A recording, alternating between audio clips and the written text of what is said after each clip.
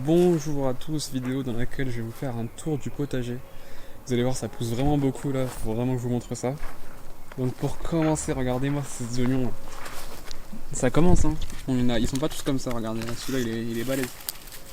Il y en a certains, on dirait, ils montent en graines, d'autres ils sont balèzes, donc c'est cool. Les tomates, oh là là là, c'est incroyable. Il n'y a pas encore de tomates rouges, regardez tout ce qu'il y a là. Là, toutes les grappes.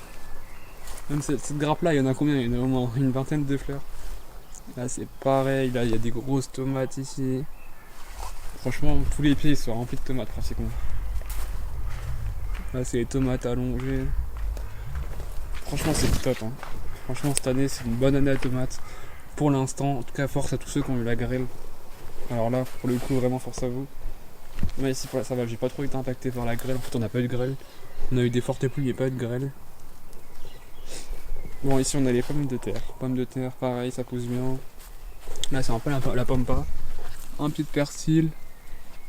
Là il y a du basilic avec des tomates qui poussent à côté. Et là c'est de la coriandre qui monte en graines. Là on arrive à la fraiseraie. Enfin fraiseraie qui débute quoi.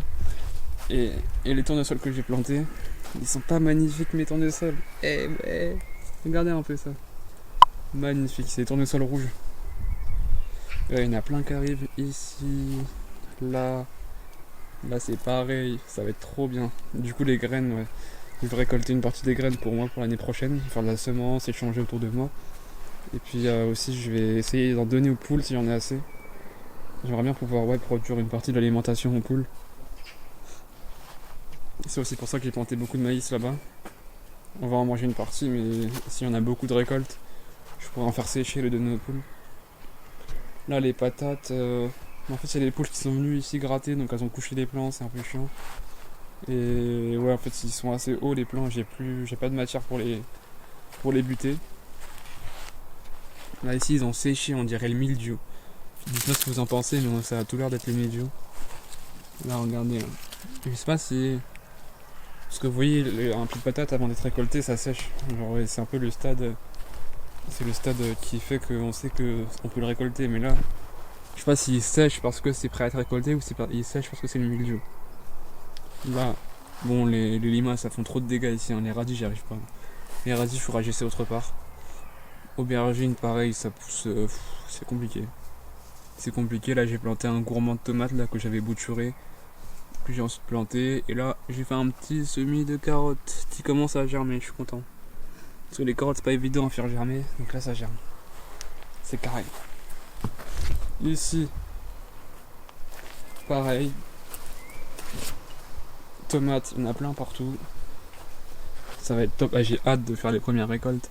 Là, vous voyez, là j'avais planté des graines de pois. Ah, c'est des petits pois qui n'avaient pas poussé et au final ils ont germé beaucoup de temps après. Et donc regardez, j'ai déjà fait des récoltes. Hein. Bon, j'en avais pas assez pour les manger, mais. Vous voyez, là il y a des petits pois là. Là, les betteraves, c'est pareil, hein. Là, ça va pas tarder à arriver. Ah, vous voyez la betterave un peu. Ça va pas tarder. Donc vous voyez, c'est vraiment d'optimiser quoi. De jouer sur les hauteurs, sur les espacements. Par exemple, vous voyez, entre chaque pied de tomate, il y a des betteraves, là-bas il y a des salades, bon, il y en a certaines qui montent en graines. Et puis là au milieu j'ai fait une rangée ici de poireaux. Et là-bas d'oignons. Donc c'est aussi des tests. Parce que c'est vrai que les tomates elles font de la concurrence. Donc on va peut-être voir, ça se trouve il y en a ils vont monter en graines. Les poireaux ou les oignons, on sait pas. On va voir. En tout cas si ça monte pas en graines, ça sera quand même vachement productif comme espace. Et le secret c'est vraiment du fumier quoi. J'ai amendé un fumier. Et c'est vraiment la clé de la fertilité quoi.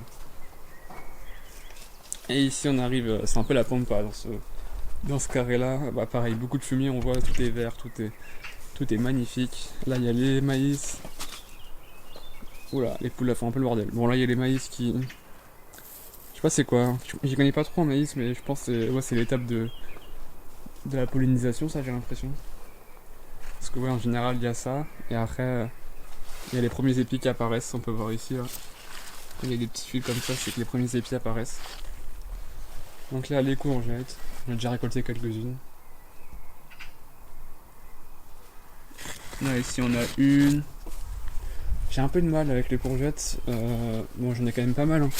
Regardez. Mais il y en a beaucoup qui avortent. Pourtant j'ai des fleurs mâles, des fleurs femelles, mais j'ai quasiment pas d'abeilles dans le jardin. Je sais pas. Autant j'ai des bourdons, j'ai des petites abeilles solitaires là, des petites abeilles solitaires qui font la pollinisation, mais j'ai pas d'abeilles domestiques. Donc là j'essaie de négocier avec mes parents pour que j'ai un pote apiculteur qui puisse mettre une ruche dans mon jardin. Franchement j'aimerais bien. Là vous voyez il y a plein de fleurs, il y a plein de fleurs. Il y en a beaucoup qui avortent. C'est assez embêtant.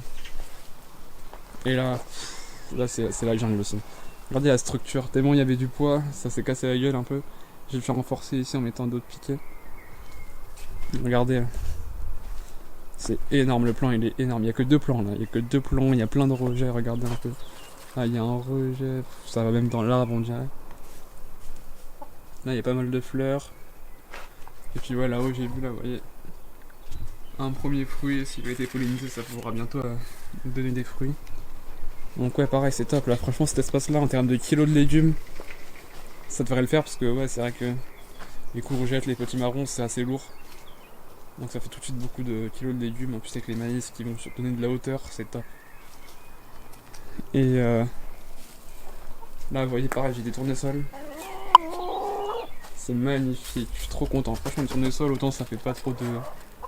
C'est pas intéressant d'un point de vue nutritionnel quoi, genre ça se mange pas, enfin si on peut les manger mais bon c'est pas ce qu'il y a de mieux à manger, mais c'est vraiment beau quoi, c'est beau pour les abeilles, c'est beau pour... C'est magnifique.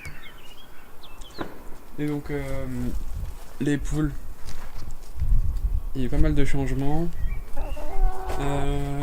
Est-ce que je l'ai filmé ça? Ouais j'avais acheté une cabane, vous voyez une cabane comme ça là pour que le grain qui est juste ici soit protégé de la pluie. Bon j'ai acheté ça de mauvaise qualité, c'est vraiment pas ouf. J'ai mis un petit coup de l'azur. Les poules, ouais, les 3 pondes maintenant, les 3 pondes. C'est cool. Mais dans l'enclos, vous voyez, il n'y a plus trop d'herbe.